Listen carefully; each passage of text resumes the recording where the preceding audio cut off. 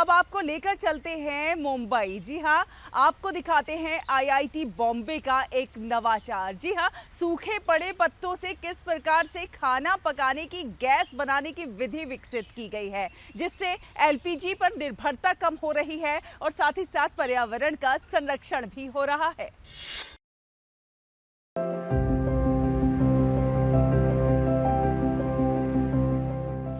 वैश्विक स्तर पर बढ़ती ऊर्जा की कीमतों के बीच आईआईटी बॉम्बे में विकसित एक अनोखी तकनीक अब टिकाऊ ऊर्जा समाधान के रूप में सामने आई है।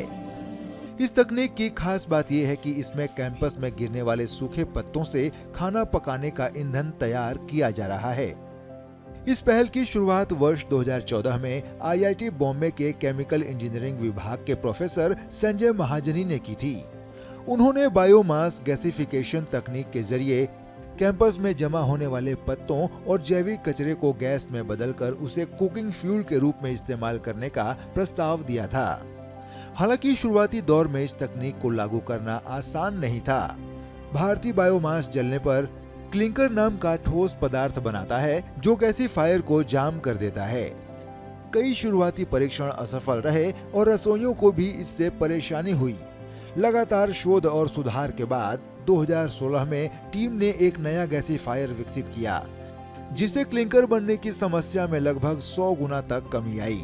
इसके बाद 2017 में आईआईटी बॉम्बे के ऊर्जा विज्ञान और इंजीनियरिंग विभाग के प्रोफेसर संदीप कुमार भी इस परियोजना से जुड़े और एक बेहतर बर्नर डिजाइन किया।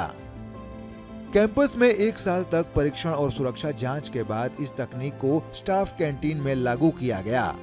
अब यह सिस्टम नियमित रूप से इस्तेमाल हो रहा है, जिससे एलपीजी की खपत में 30 से 40% तक कमी आई है। साथ ही हर साल लगभग 8 टन कार्बन डाइऑक्साइड उत्सर्जन भी कम हो रहा है। आईआईटी बॉम्बे की इस तकनीक को अब इन्फेक्शन एनर्जी प्राइवेट लिमिटेड को लाइसेंस दिया गया है, ताकि इसे बड़े स्तर पर इस्तेमाल किया जा सके।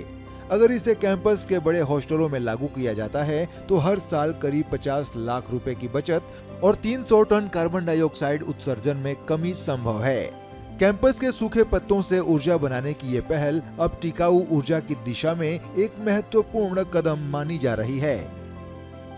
गुड न्यूज जज्बा इंडिया के लिए मुंबई से शिशिर सेलार की रिपोर्ट, डीडी न्यूज।